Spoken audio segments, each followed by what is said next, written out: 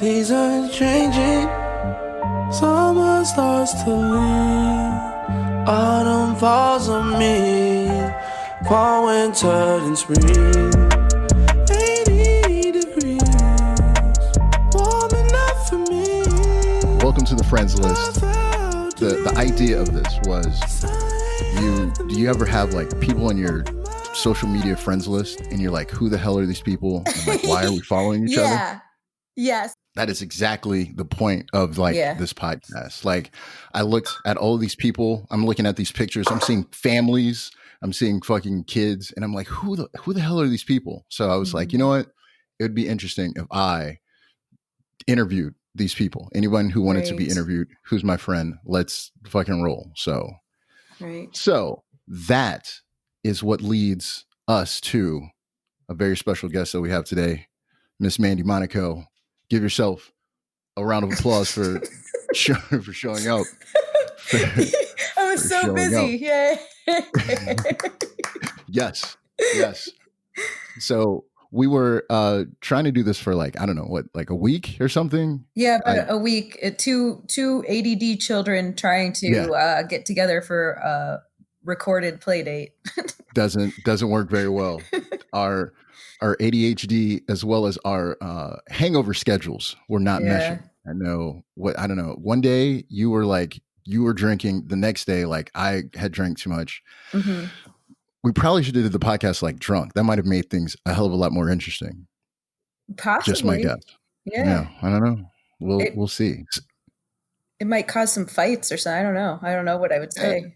It's possible. It might ruin some things with some friends and family, might ruffle some feathers. Yeah. So obviously we are social media friends. And the question is, how long have we been following each other on social media? I don't know. That has come up before with other people, and they'll be like, oh, you requested me and I didn't know who the hell you were. And I was like, well, I don't request you unless I met you. Or the flip side, when someone was like, oh, I'm sorry, was that creepy? I requested you before I met you. And I'm like, I don't remember any of it. I don't know. So I remember when I met you, but when we became social media friends, I guess would be around that time, probably right after that. All right. So I'm actually on Facebook and it says that we have been friends since January. Okay. I think that I met you in January. So that makes sense. Yeah. Okay. So that's right on par. So how did we meet? Because I'm like not even sure I remember. Okay. From what I remember, I did a sketch comedy class from Michael Bush. And Tori, your improv partner and Face Club, was in the sketch group, and we started talking. She said she had a show, and I was like, oh, we have one coming up. We need another improv group. Like, would you guys want to do it? And I'd already seen Face Club, and I thought you guys were great. And she was like, hell yeah, send me the thing. So I sent her the information. And then you guys were there. I missed the practice that everyone had together, but I saw you guys there. And like after you guys were up, after all the improv was up and the stand-up people were up, I was like standing in the back talking to people in your group. And I think you and I just started talking for a long time. I thought we were talking about vegetarianism, but unless you were pretending to be a vegetarian. No, that's one thing that I've learned. Any vegans, they're more than willing to talk about veganism, as I've learned. And you happen to be a vegan, so vegetarian. That's why you didn't know about it all the time right away. Fair enough. I don't have to talk about it. I wasn't sure if I'm glad that you said that, because I was like, I wasn't sure if we had met before that. But yeah, all right. So we did a show together. Mm-hmm. Yes, I absolutely remember that. No, you weren't in the practice, and that was a fun show. It was at, what was the name of that place? Pretentious. That's where we have some of our shows. Pretentious Brewing. It's a really cool venue. It's a brewery. It's hard to describe the neighborhood. It's not really a neighborhood. It's kind of an odd location, but it's I like it, the setting there. And that was one of our most packed shows. There was a lot of people. Yeah. I didn't even know most of them. It was like for once. It's because I draw a huge crowd, Mandy. So that's what it was. I draw a huge crowd. Everyone came to see me. But yeah, no, it was a great show. It was a lot of people. It was a lot of energy. I love doing the shows. Like, more people, the better. Like, yeah, it's way more. It's just, I love the exchange of energy, I guess, is what it is. You know what I mean? Like, you get a reaction and then you just like throw more at the crowd. I loved it. But yeah, Pretentious Barrel House. So yeah, that's where we met. Yeah. And that was the danger themed show. So we were doing weird stuff like Jake and Anthony were eating like off-brand spam as part of a skit. Like, we were just off-brand spam. Yeah, well, so it smelled like cat food from like a mile away. It was disgusting. Well, I guess we have to bring that in, right? So I'm a part of improv group, Face Club Comedy, right? I think some people know this. Your group, please tell us your group, the name of this group that we did a show with. So we're called Healthy Dose because a lot of us are in like health related type careers. Michelle and I are both dietitians. Tessa's a personal trainer. We got some people in like healthcare industry, and we just thought that works like healthy dose of comedy. Unhealthy dose of comedy would work right now with the virus spreading all over the world. Yes. Or like toxic dose of comedy. Like, it's just very versatile. And because we're such a large group, it's sort of comical. Like a healthy dose comedy, it's like more than you wanted. Here it is. Okay. So I think we all just agreed on it. We didn't hem and haw on it very long. And so we ended up being kind of a large group. Yeah. It's a huge group. It's a very large group. It's like the Wu-Tang Clan of improv. I was going to say like the Arcade Fire of improv. The Wu-Tang Clan sounds way more badass. So I like that. Yeah, well, that works. But yeah, so you guys came with the name Healthy Dose. How long did that take to come up with? That was just a quick. It was pretty quick. So, we were like, we're gonna sit down. We had thrown some things in the text message thread, and then like after one of our classes, we were like, let's just get together and like talk about it. And that one came up, and everyone was like, I like it. You could do this, you could do that, and it actually didn't take very long at all. We just kind of jumped in. Yeah. And that's cool. We kind of did that with shows too. We just kind of were like right out the gate, like, which I think we learned from, but like our first show was at Combustion Brewing in Pickerington, and it was like an hour-long thing for Pelotonia. And right. I mean, to just get out them classes and do an hour-long show, it's like no one tells. They all tell you not to do that. So that's another thing. So yeah, you obviously. So your group, you guys all met after you took what, level 2? You took a class. We together, took level right? 1, 2, and 3 all together. So we were together for over 6 months of classes. Okay. And then how long after that did you have your first show? Oh my God, like immediately. Oh, really? we might have still been in our level 3 because the first one was like a fundraiser. Right. So it was a little different. But then after that, it was like, we need other groups here. We need other people like this, that was a lot. But it was also like went way better than I think anyone thought. And it like really it was like a catalyst to get everything going. Cool. So, I mean, while they say like, oh, don't do that. I think also by taking some of those risks and just getting out and practicing, like not just practicing together and spending time together, but like have enough shows to get like experience with performing, right, is good to do too. But don't like maybe just make it for the fundraiser show is fine. Like we didn't do like that again, but as long as you have other people there, do a half hour. Why not? You've been doing it for at least 6 months or a year. I mean, do a half hour. How else are you gonna like learn?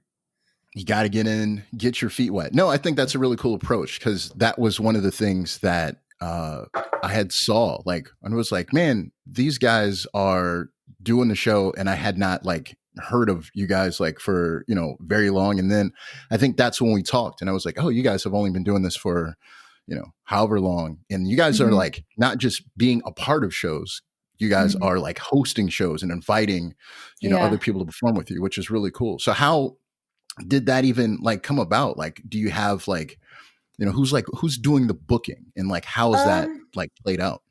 So mostly me and Jake. I might book more of like the comics, but he gets like the two venues. He works at Pretentious Brewing and Combustion. He used to work at Combustion. I can't remember if they're related breweries or not, but so he's got a good relationship with those venues. I happen to have a good relationship with Rambling because a lot of my close friends before I started doing improv are the local musicians, and they all kind of have a strong relationship with the Rambling House. Cool. My good friend who used to live with me does the booking there. So she was like, we need comedy. And then we started coming up with stuff. And so it was really like using existing relationships. And we kind of reached out to some other places more recently to, you know, just relationships with venues, and then just going out and making relationships with comics. And Cool. yeah, you meet a couple, then I ask like the good ones, like who would you recommend? And then I'll go see if I can find a video of them. If I see something good, I'll like message them, or if I can't find a video, I'll just take a chance and ask them, hey, are you interested in this show? Take a chance. Yeah. No, that's really cool, because like seeing your hustle, and I think that was like super cool. It was like, yo, man, I need to we need to get off our asses. We need to start getting some shows together and all of that. But now I think it's super cool seeing like I guess I've been doing the improv for like a year. So this is like 1 year. This is my year anniversary. Yes. I thought you guys had been doing it like seem like longer. You guys are so polished as a group. No, it's our 1 year anniversary. And actually Face Club as a group, we haven't even been a group for 1 year yet. It's coming on that though. But yeah, I think one, like as far as the group, like I appreciate you saying that we have polish, but we all like joined together, and there was just like a lot of like instant chemistry. So because we had all took a level 1 class together, and then I couldn't take level 2. I forget the way the timing was, but like everyone else in my group did. And then Tori, she jumped in on the level 2 class, and then we did our first thing together at the improv meetup. The improv meetup mini fest. So that was like in the summer, and that was like, I don't know, is like that July? No, that's just at on every Thursday night there's the improv meetup, and it's at Gresso's. Gresso's, yeah. Yeah. Ooh, man. So I've never been. I'm in the group. I was recently just about to go. Yeah, because I didn't. Yeah. I only heard about it through Anthony in our group, but I was doing so much stuff through hashtag, and we were practicing.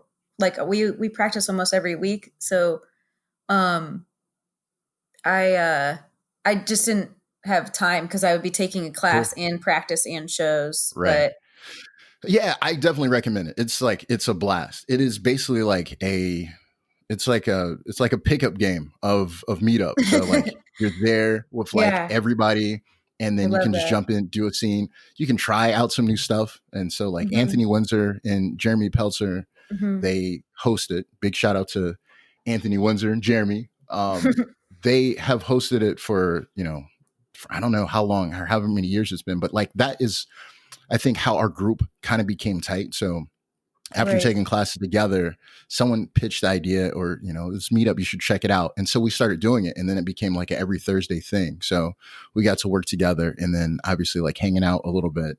And that's kind of how that happened. But in the summer, Anthony threw a meetup mini festival. So basically, if you had been going to the meetup, and also like he had a couple of other groups. He had like Meow Hatton Project. He had TBD. He had, and so they did a big thing.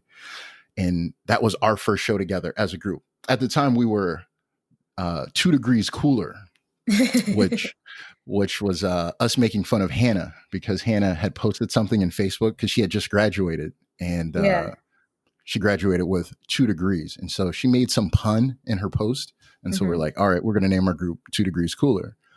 And then a couple months later, I think it was Candace and I and Nick, we like went to Improv Wars, and we're like, I was like, we got to do this. And so Joel Savage, he reached out to us, and big shout out to Joel Savage. And that's when we did our first show. We did it at Improv Wars that Joel Savage had hosted. And so he was like, you guys, we need a group name or whatever. And we were like, I don't know. We'll just put, what we did is we put 2 Degrees into the Wu-Tang Clan name generator, and it came out with Face Club. So that's how we got our name, with the Wu-Tang Clan. The Wu-Tang Clan name generator. Yes. I love that. I didn't even, is that like an app? It's just a website. Like, just Google it. If you Google like Wu-Tang I'll look Clan it up. name generator. Yeah. Sure. It reminds me of like for Dungeons and Dragons, you can like put in a character name generator and it'll come up with some weird thing. Yes. Well, like the singer, rapper, Donald Glover, Childish Gambino, that's how he got his name. He put Donald Glover into the Wu-Tang name generator, and it came out Childish Gambino. And that's how he got his name. Ooh, I almost want to like in real time look that up and see what we get for our own names. Do it. What do we get? Let's go. I got the internet in front of me. Yeah, because you can just like cut out the snooze part right now. Okay, what is it? The Wu-Tang name generator? Name generator, yes. I hope they don't ask me about this when they look at my I have a government computer. They like look it up and they're like, you were visiting the Wu-Tang Clan name generator. Mind explaining that? I'd be like, yes, I do mind. I'm not going to explain that. Trying to find an alias. All right. So if I put in Terrence Davis, what do we get? Boom. I get Corvus Sick is my name. Corvus Sick. I have no idea what that means. What is a Corvus? It's like Corvus, a name. Sick. Okay, so I wonder if I should try my full legal name, like Amanda or Mandy. What are we gonna do? It. Sure Corvus is a crow. It's a bird. Ooh. I got Mad Specialist. I love it. I like Mad that's Specialist. It from now on. You're the Mad Specialist. I fucking love it. That's it. We stick with that. That's Mad your name. Specialist. Mad Specialist. Yes. I like it. And I can remember you're Corvus Sick. Okay. Yeah. Welcome to the friends list with Corvus Sick and Mad Specialist. A Mad Specialist. So I see on your Facebook, your name is Mandy with a Y. Yeah. When you gave me your email address, it's Mandy with an I. Yes. Please explain. Who are you? Did you change the Y to an I? Are you in a witness protection program? Is that what's happening? Who are you hiding from? The vowel change would save me from my enemies. Do you owe someone money? Is that what's happening? Probably. So I do not like putting any like letters in my email or names or whatever. So this is so boring, but of an answer. But Mandy, Mandy.Monaco was taken, and I didn't want to put like a 1, 2, 3. So I did Mandy with an I. Monaco, because it wasn't taken, and I didn't want any like numbers, because I was like, if I put that on my resume, it's like, like how does that look like? Like for you, like if it was like, Terrence 4576, no, I take this as a personal shot. My email address is Terrence.Davis2. So there's actually, I think just like one number is probably fine. Yeah. Nope. You've already set the precedent. I'm an asshole. Corvus sick. Corvus sick. That's my new email address. It's going to be Corvus sick. Number. There will be no number. It'll just be Corvus sick. Yeah. As long as there's no number, then, yeah, that'll definitely lend to a job hiring more. Yeah, Corvus that'll work. sick. Yeah. They like Corvus sick. So, what's your story? How did you end up in Columbus? Are you a Columbus native? No. Okay. So I need to know. Tell me your journey to the city of Columbus. I'm like, where do I start? In the middle, towards the end? Tell it from the middle. It'd be like, it'd be like, what's Memento? Just start the story in the middle, and we'll get there. And you'll pick up the pieces. I grew up in in Cuyahoga Falls. It's a suburb of Akron. Graduated. A.K. Rowdy. A.K. Rowdy, North Side, Summer County. Yeah, that one. And I lived in the Greek Islands for a little bit when I was in college, which was fun, but that's a side topic. And then I moved to Washington, D.C. right after that and worked at Washington, D.C. Public Schools. I was their dietitian. And then my dad. Chocolate City. I used to live in the DC. I used to live in the DC metro area. I used to live in Woodbridge, which is kind of outside of the metro. It's outside of the loop. But I used to live in, and I used to work at Tyson Corner. So, yeah, I lived there for like a year and a half. Like I went to school there for a little. I'm sorry, I'm interrupting your story. No, we can totally side swing it. I hated living there, to be honest. I was in DuPont Circle, but it was by chance. My friend that I've known since before I could even remember, we were like babies together. She lives in Columbus and she was visiting DC. And I was like, I hate it here. I got to get out of here. And she's like, found a job. She was like looking for a job for herself. And she's like, this would be perfect for you. The first job I applied to, it was perfect for me. And it was in Columbus. I wasn't like, oh, I'm going to go to Columbus. She just like, it was just like a perfect timing thing. And I applied and I got it like right away. So and that is it. And that's in the field that you are still in now, right? Like, it's a different job. And I was working at Children's Hunger Alliance, and I was working with like legislators and making changes in schools having to do with like feeding kids, blah, blah. But no, I'm not there anymore. Okay. I'm working at the Department of Education, and then I take like health coaching clients on the side. But so feeding kids is very important. Is it true that you can feed children for just 13 cents a day? Is that accurate? In Africa, yeah. Or wherever you can feed kids for 13 cents a day. Yeah. What are the kids? So you're a registered licensed dietitian, right? Mm-hmm. Please explain to me how you can feed someone for 13 cents a day. What are they eating? Please. Well, in like even in Costa Rica or like some other places, really underdeveloped countries, if they're eating like local foods, that can be, I mean, it's really cheap because you got to think like the people there, if they don't have a lot of money, that's all they can afford. I just want to go on record. What things cost. Yeah. Okay. Well, I just wanted to make sure that you were using your degree, your knowledge of this to answer how kids are able to eat for just 13 cents a day. Yeah, they're not able to here. You can't even get like Tootsie Rolls for 13 cents. But in other places, sure. I feel like Columbus needs a motto of like rescuing you from your hometown, but it's still in Ohio. Right. What is it? New York is if you can make it here, you can make it anywhere. Columbus is if you can't make it anywhere, you can make it here. Just come back. It's not quite your hometown. It's better than that, but it's not, New York or anything. But They were cool. That's Columbus. It's an upgrade. Yeah, Columbus. It's not Lima or Toledo. Sorry, I had to choose something to hate. Fair enough. I think everyone hates Lima and Toledo. Toledo I hate Toledo. Would be the worst one. I'm just gonna say it. I agree. Toledo's the worst. I've been everywhere. If you live in Toledo, yeah. Oh, I'm sorry. Yeah, you spent some time in Toledo.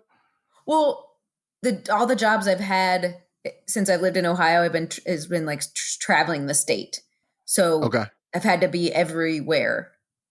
And Toledo is my least favorite. Fair enough. This is Terrence and Mandy saying, if you live in Toledo, fuck you. If you live in Toledo, get the fuck out. Why are you there? Fuck your city. Fuck your city. In Toledo, do you hate yourself? Why are you here? We might have to cut that out. Somebody's going to be pissed. You know what? Fuck it. Leave it. Leave it. Leave it. Yeah, fuck you, Toledoans, whatever the fuck you are. Yeah. So this long distance relationship, I think this is a great segue to talk about relationships because you're single, right? Yeah. I'm single as hell. We're both single as hell. It just felt better to say it that way. Not single as hell. During social isolation. Oh yeah. I'm single as hell. Yeah. So I think being in social isolation, this is a great opportunity to be in another long distance relationship. I think you probably I'd rather be single as hell. That was like the worst. You kick that off. So I've always long distance relationships have always fascinated me because I always have thought that they're like the worst idea possible. Mm-hmm. I don't understand it. If you are 4 hours away, this is not going to work out. Yeah. You know, I need at the very how long distance was this relationship? Well, at first, for like the first 3 years, it was only 2 hours away. So he lived in Pittsburgh and I was in grad school at Kent.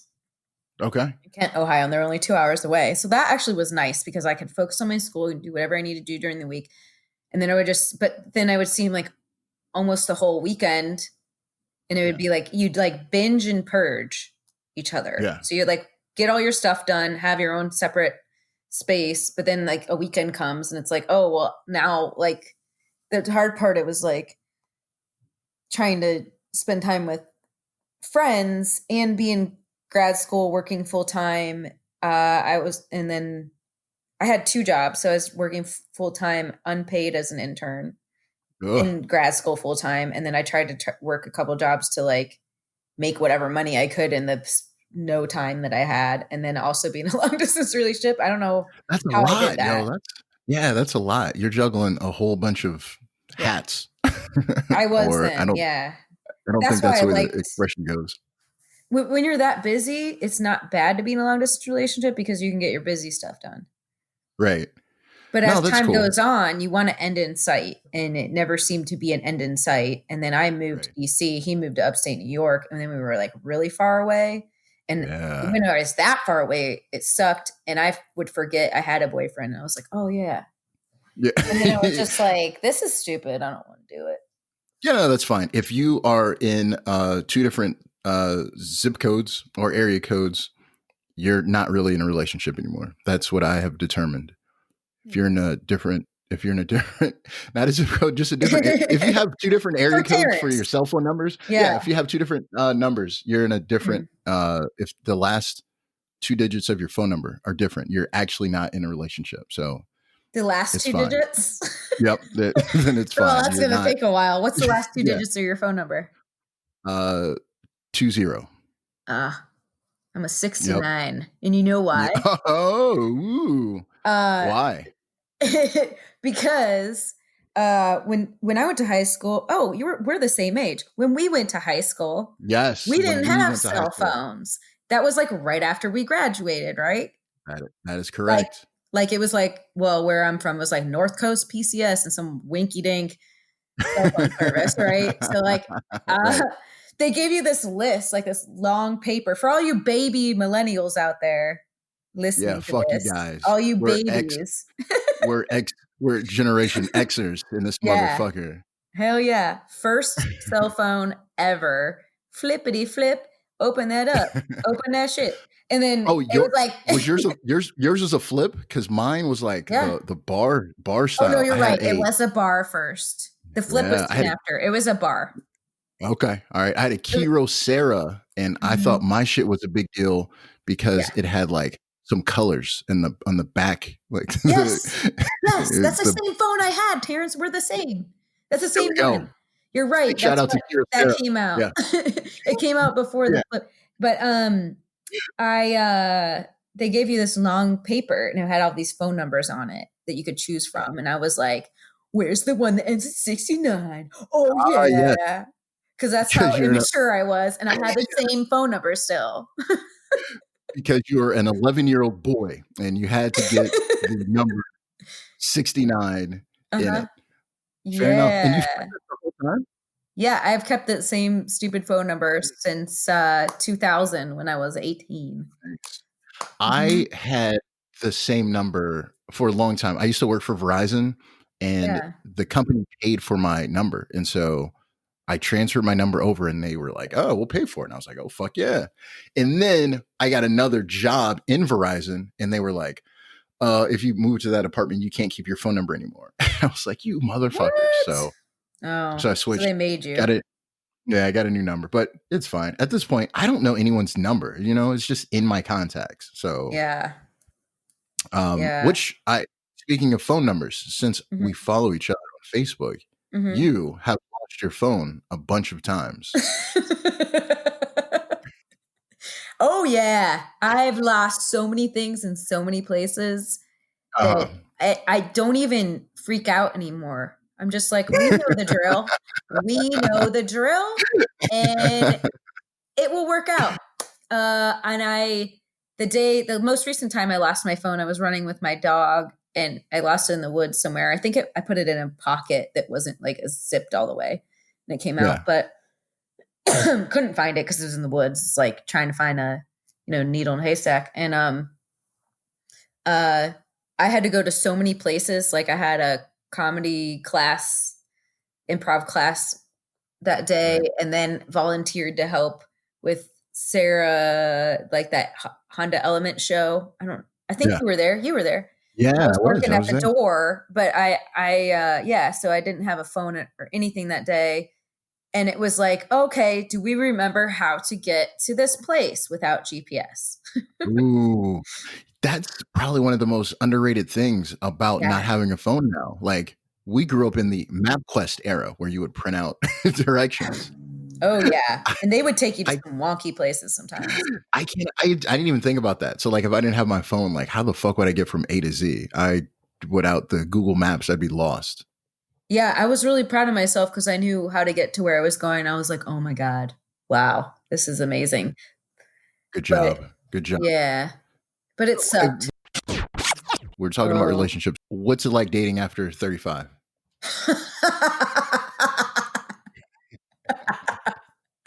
Oh my God. It's so stupid. It's like, am I even dating? I don't even care anymore. Like, people get mad at me, like on Tinder, they'll be like, you didn't reply for 2 days. I'm like, this is what I do now. I don't know. Like, I can't, like, I don't like texting. Like we came up when it started happening as we were adults. I'm just like, I'm sick of fucking texting. I like to talk to people with my face. My face. With my face. And like, now that I'm over, should we do our theme song? Now that we're both over 35 and single. Over 35 and single. Red flags. That's a ride out music.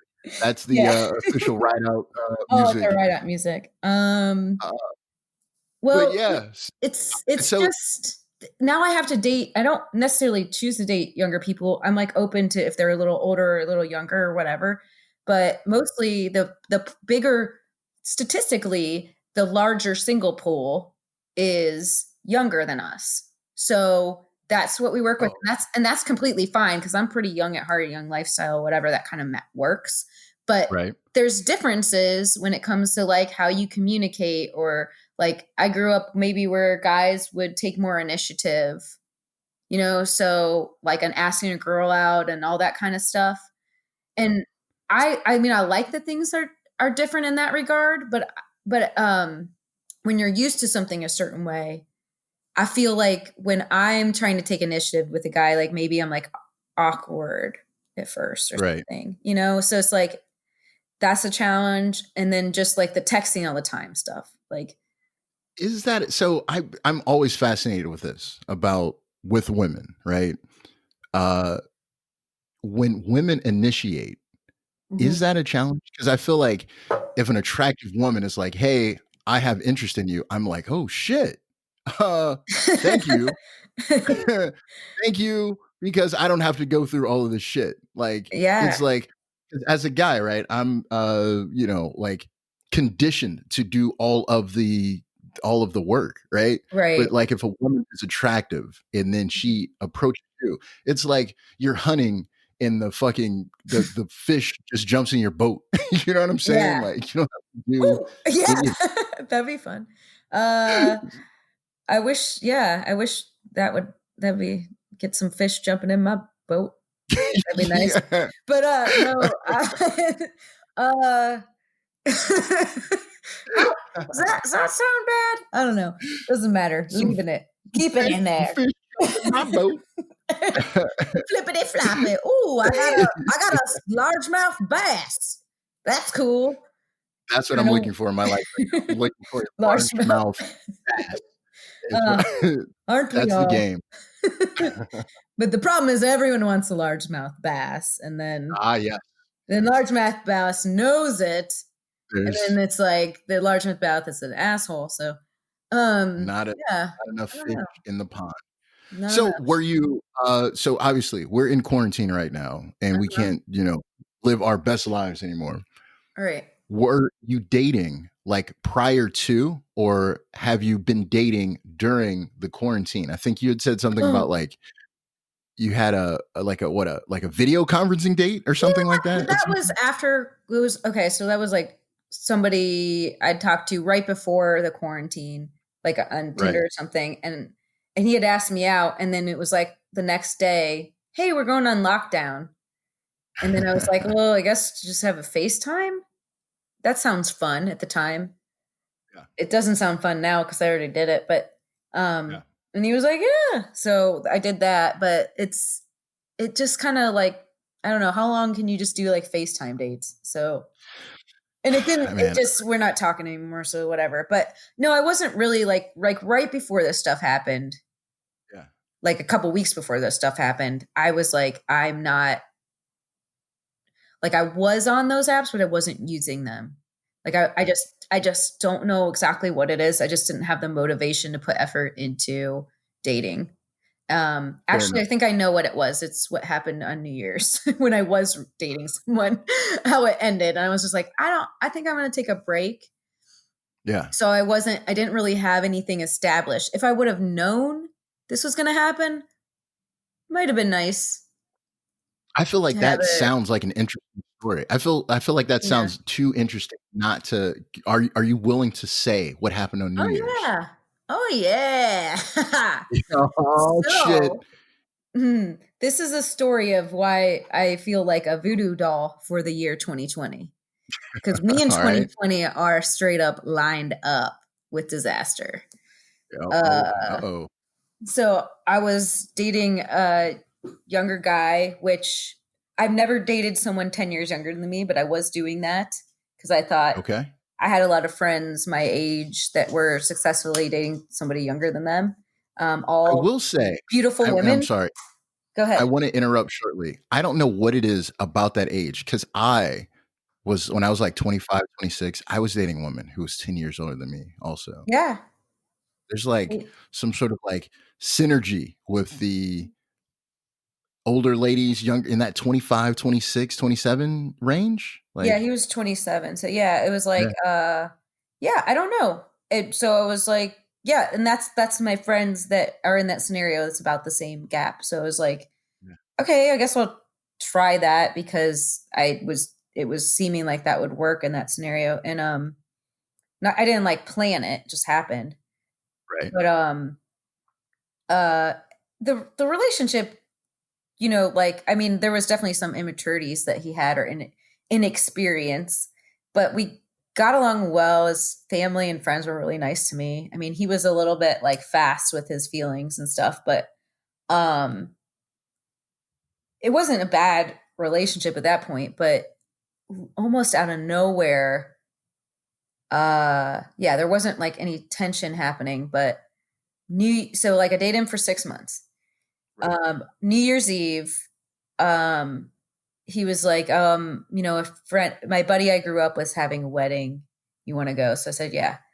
But then, that ends when the ball drops. So it was like, well, we have to have something else to do. So we went to a party with his friends. Like we left the wedding early, went to a party with his friends. So we went to the Sheraton, some kind of New Year's Eve dance party at the Sheraton, downtown Columbus. Right. Got a Uber or something from this wedding in Hilliard to this Sheraton. And we'd been drinking all day. Mind you, like with his very religious parents. And he is the oldest of, I want to say like 7 kids, like all boys, and then a gay sister. So basically, yeah, a lot of kids. Like they don't use birth control, kind of Catholic, like a lot of kids. And no one knows how to pull out. Yeah, apparently. Nobody knows how to pull out. Apparently. So a lot of one interesting thing about that though, his youngest brother was like, I want to say like 13 or something. I'm just like, and my sister is older than me. So she's 41 or 42, I forget. And so like that stark contrast of like, I have a 42-year-old sister and you have a 12-year-old brother. That's fucking weird. But anyway, side note. So we go to this New Year's Eve party. We'd been drinking a lot, and it's New Year's Eve, and everyone's dancing, and all of a sudden, like the guy I was dating, he stopped and was like, I want to make a toast with everybody, and like holds up this glass, and they were like really thick drinking glasses that they had there. Right. He holds up this glass and is like, blah, blah, blah, some dumb shit that he said that probably didn't make any sense. That's how he talked. But I don't know what he said, but he dropped the glass almost immediately. And, then there's glass everywhere. So he's like, oh no, I got to go clean this up. Goes to clean it up.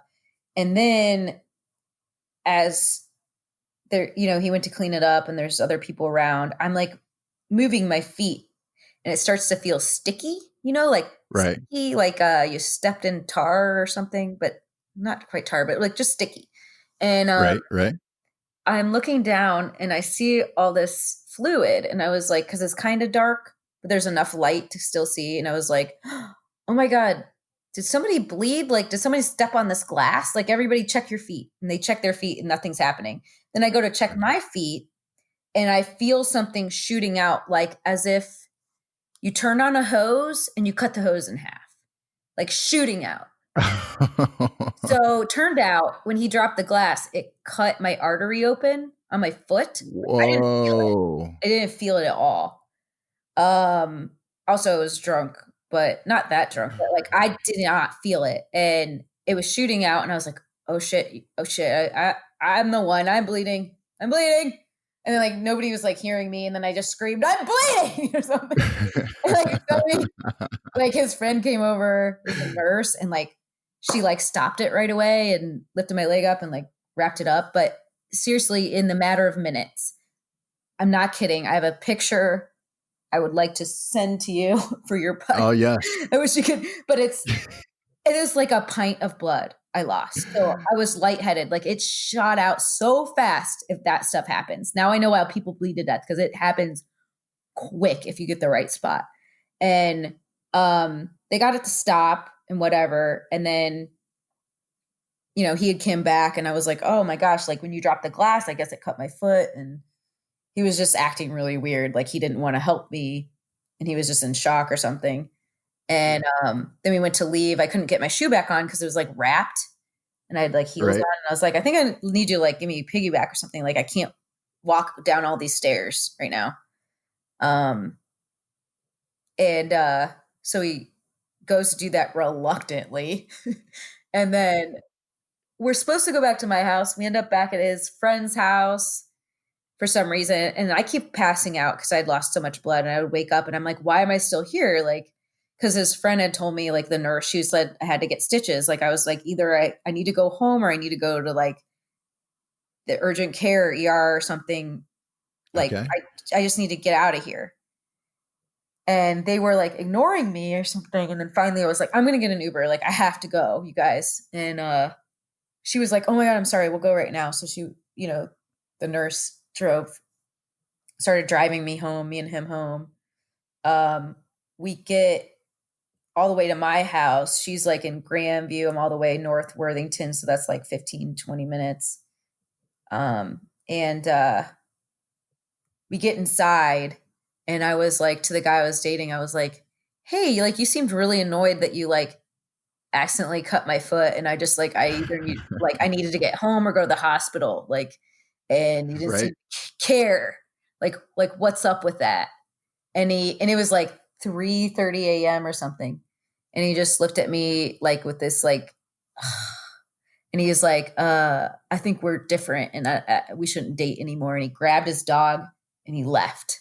And I was there by myself needing to go to the hospital. So when he felt that you were different, are you like typo negative? Is that what he had acknowledged? Oh, I can see it now. I'm like, yeah, we are different. Like, cause I would do that to somebody, but like, yeah, I guess whatever. I don't know what he meant, but it doesn't matter. I'm like, I'm so glad I'm not with him, but it was just like, what a shitty fucking way to just like do that. Like, could you not have taken care of me before you did? Like, just tell me the next day. Fair enough. Maybe he had, clearly this gentleman was not a vampire because you were not turning him on with your blood spewing all over the place. I get it. Some people are a little averse to seeing blood. So that might have been it. Yeah.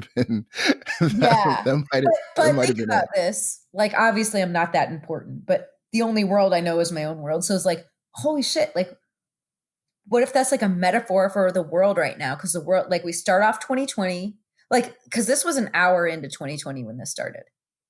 Okay. And when 2020 in the world, what happens? We get wildfires right out the gate. We still have Trump as president. He doesn't get impeached. That sucks. Okay. And all this crazy shit that's going on. And now we're in a global pandemic. And there's other things I'm missing here, I know. And it's only like the beginning of April. All this stuff happened in the matter of 2 or 3 months. And it just kind of felt like a little voodoo doll for fair the world, the way it started enough. out. Mm-hmm.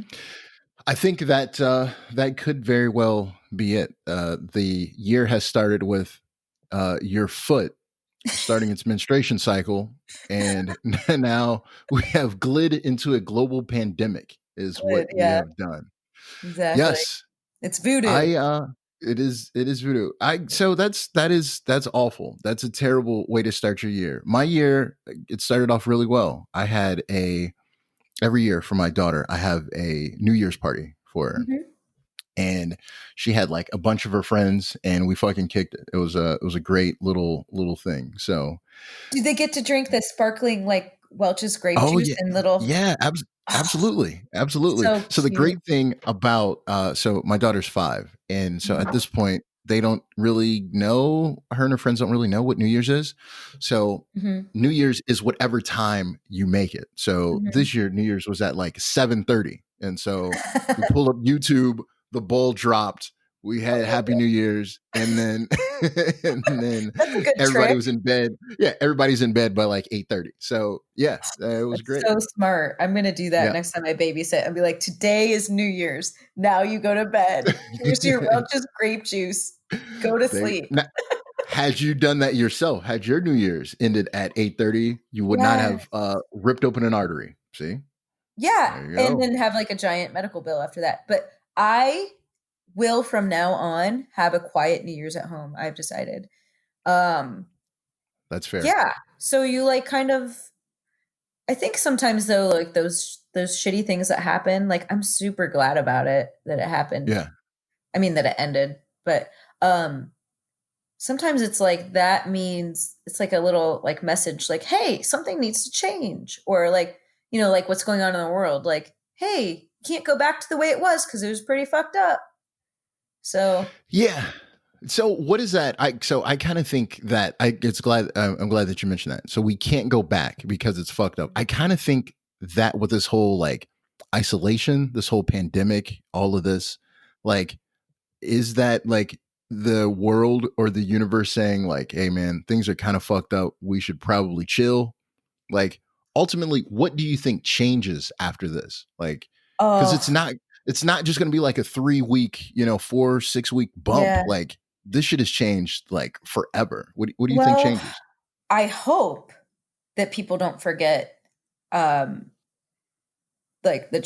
what needs changed after this. But I think it highlights for people that maybe didn't support certain things, like making sure every American or everybody in other countries experiencing this, like have access to healthcare or, unemployment and all of these things. Like if there's suddenly the rugs like pulled out from underneath them, can and just so many more people experiencing that realize that we all need these things. It can happen to anyone. It doesn't mean that, like that you don't work hard just because you end up in a situation where you need unemployment. You know what I mean? And like everyone needs access to all these things. So I'm hoping that people will start to realize that and have a different perspective based on however they've had to deal with this. And also like more respect for people like that work in the grocery stores and truck drivers and like every part of that chain.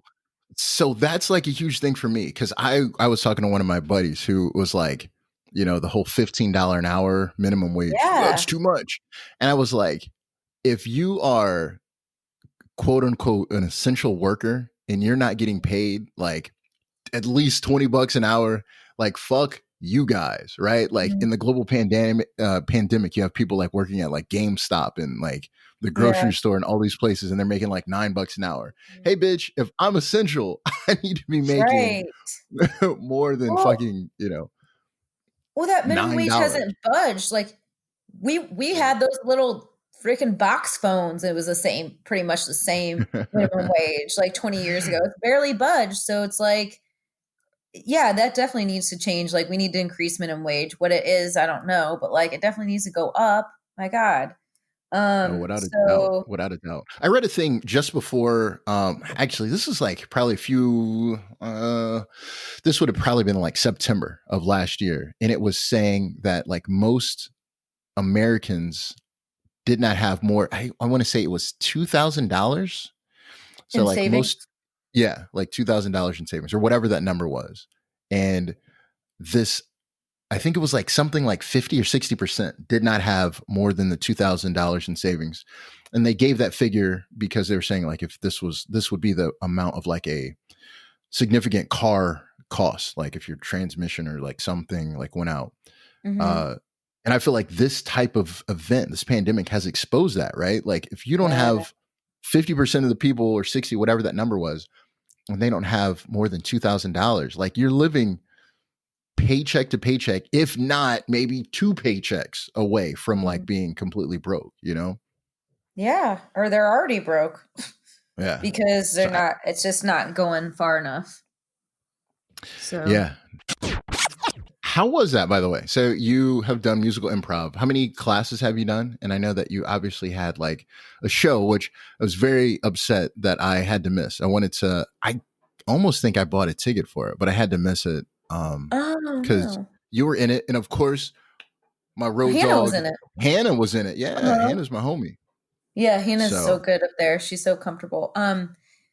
So how long were those classes? I feel like so there was musical improv 1 and 2, so it was like 2 months. So normally okay, the hashtag classes are 6 weeks, but those were 4 weeks each. okay, But they're 2 hours a class, and you just get right into it right, with singing and doing scenes and then singing. And Sarah Storer is the best teacher. yeah, She's so good, and musical improv is like her thing. That's what it's all about for her. So I'd highly recommend that class. It's so much fun. But what you get to do with the classes, like the hashtag classes, is that she will always make sure at the end you get a showcase. Everybody right. gets a chance to perform. They give you that platform, which I think is really unique and really great. So after we were done, we got to open for the great TBD. Yeah, so I get that it's excellent that you get a chance to perform and you get a chance to showcase, Mhm. but you got to open up for like a fucking juggernaut, right? Yeah. Like, you're like, I Yeah. just finished this basketball course. I get Yes. to open up for LeBron James or whatever. Like, It's how was that awesome. opening I love experience? it. And Alex Leftfield recorded it, which Yeah, I usually hate to watch recordings, but I was like, you know what? This time I'm going to watch it. And I watched it and learned a lot because it was also different than what I remembered. yeah. Something better, something I want that worse. recording. I want to see that. I want to see that. Yeah, I'll see. I think it was like hashtag improv group. I'll see if I can get it somehow. But um, Absolutely. Yeah. it was so good. I actually feel like because the teaching was so good, and with musical improv, like you have to have like certain prerequisites. So it's like you'd have to have like the improv background. Right. So like these were all people that have been improvisers for a while, but well, not a while, but like taking a lot of classes, at least been improvising for like started classes for at least a year and been out there in their groups and stuff. So Right. that makes that part easier. But it was such a good mix of skill level and different types of people. And the teaching was so good that we were all surprised. Like we were just like, oh my gosh, like that went really well. Like it went Right. better on stage than it did in practice in any of our practices. I think that's the way it is, right? Like after you Mhm. get on stage, you just let it go and then it just feels like so much better. If you could have a conversation with your younger self, what would you tell your younger self? Um, I think I would choose a different major in college. Yeah. And I would probably take even more time to travel because I took some time off in college to live in the Greek islands, which was the best decision I ever did. But I would Okay. probably take even more time to just um, experience something completely new before you have responsibilities like a mortgage or like career type job. Yeah. Um, Probably would have taken a little more chances then, you know. Yeah. So I think it would definitely be more focused on taking more chances, um, developing some skills earlier, like writing. Um, you Fair know. enough. I would absolutely take more chances. I think, Mhm, and I heard this quote and I love it. It says that the universe rewards you for doing stuff. The mhm, universe does not reward you for doing stuff perfectly, right? So I just think the idea of just getting out there and even like failing. And that was one of the things when I was younger, I was like, I don't want to take that risk. I don't want to mess things up. I don't want to, but I think the idea of just going out there and just being, just mhm. instead of being so risk averse, like just going out Right. there and just fucking trying it. So I think Yeah, that and is, no, you're right. You're right. That's that's definitely true. And I don't think it necessarily like is failure. One of the yeah, things that like Sarah would always, so would teach us in the improv classes was when something is bad or we think is bad that happens to us or something unexpected happens in a scene. It's like that's a gift. Use it. it's a gift. So like I try to think or reframe something like when I'm bleeding all over a dance floor, I'm like, what a gift to see how, earlier on what this person really thinks of me, and also have this like fun little story like that I think is fun. It actually doesn't bother me at all to tell it. But like, like I think there's a way to look at it as a gift, or learning like something about yourself, that kind of thing. So there was a Cavs coach, Tyronn Lue, and he said, it's not about wins and losses. It's about wins and lessons. Wins and lessons. Wins and lessons. Wins That's good. and lessons. So it's the same thing. It's just like you take something and try to look at it the opposite way. And that's kind of like what I'm doing a lot now when you talk about like the wisdom we get with age. Like, and I'm saying this, and I probably like my 45, 50-year-old self would be like, oh, you dumb bitch. But, but like, like from now where I am now versus like 20s or something, like I think of whatever I'm thinking, like this is bad or this sucks, like sit with it, feel it, but then also try to flip it and look at it the opposite way.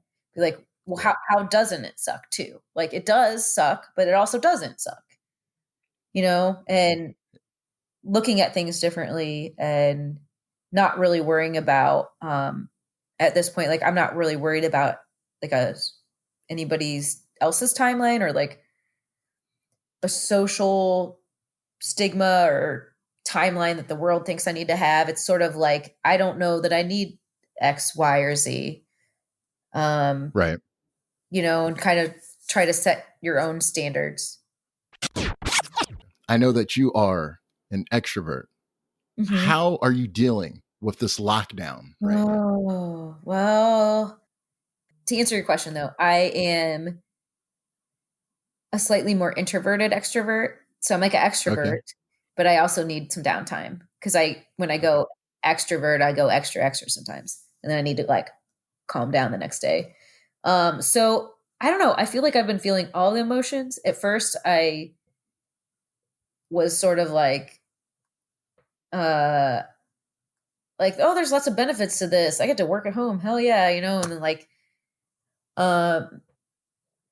was liking all of that. But then what happened was I usually rent a room out to somebody, and then she couldn't get in here because of everything that's happening. So I wait till next month. And I'm suddenly realized by spending like so much alone time, I can't be around my parents. I don't want to bring anything to them. My sister's in the epicenter, like New York City. I'm just feeling like I'm with myself so much.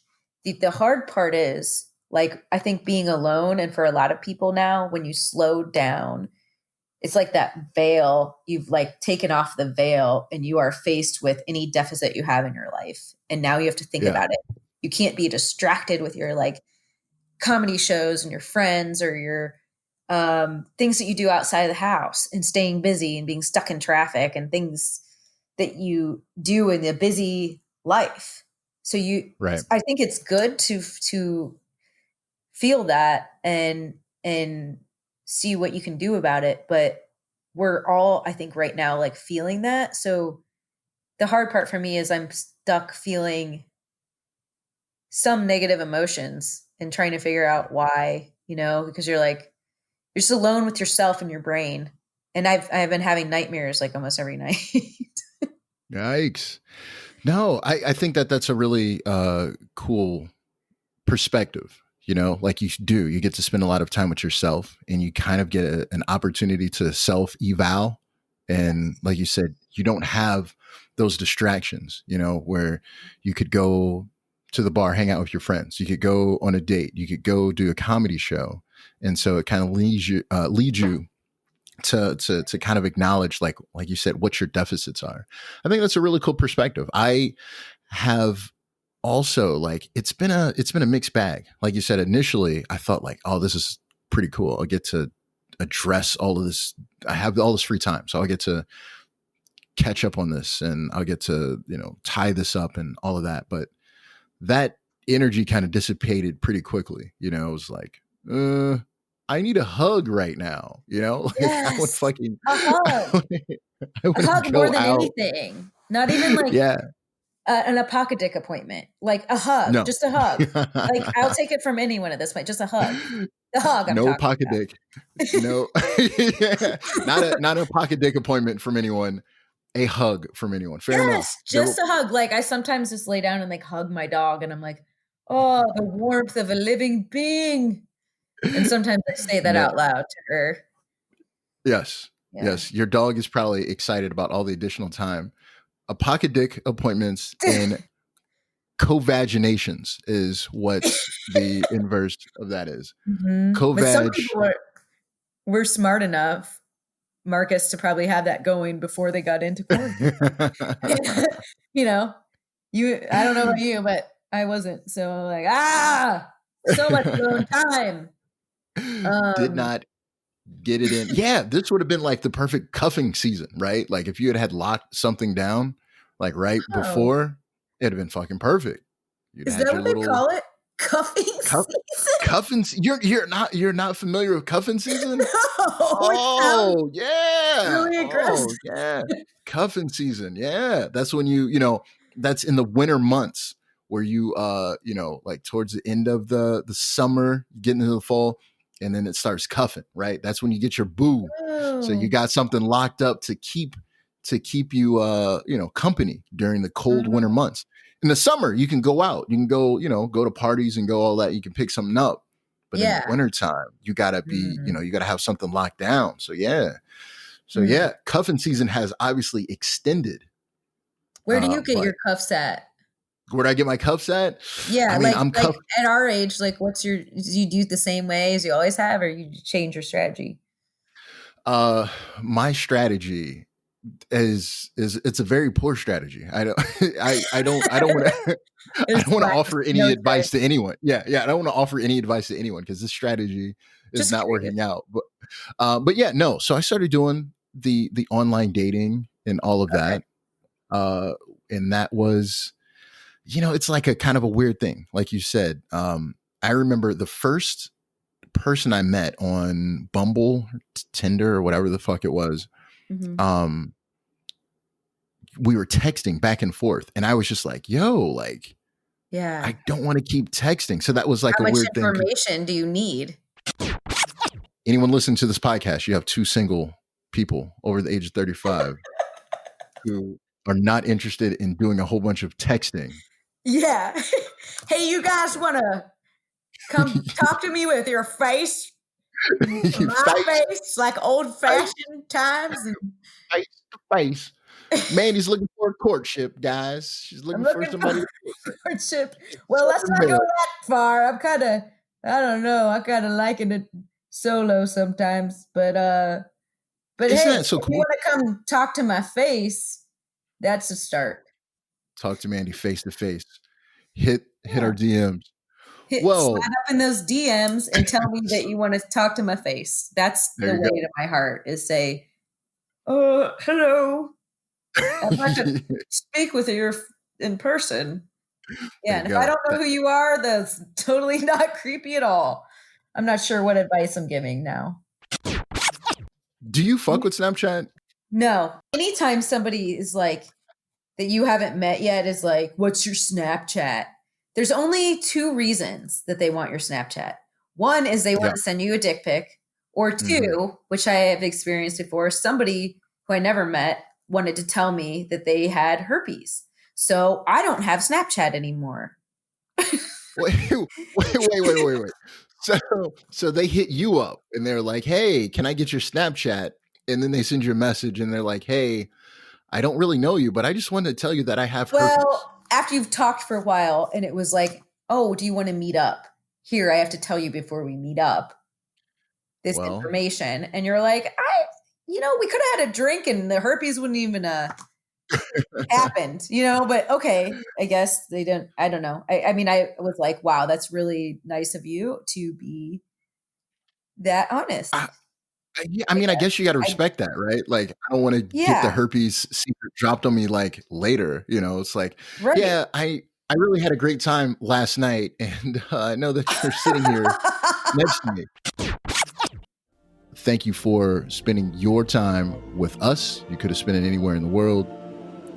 Once again, I am The God Show, aka Corvus Sick, and we have, of course, Mandy Monaco, aka the Mad Specialist, signing off. ThaGawdCast. Peace out.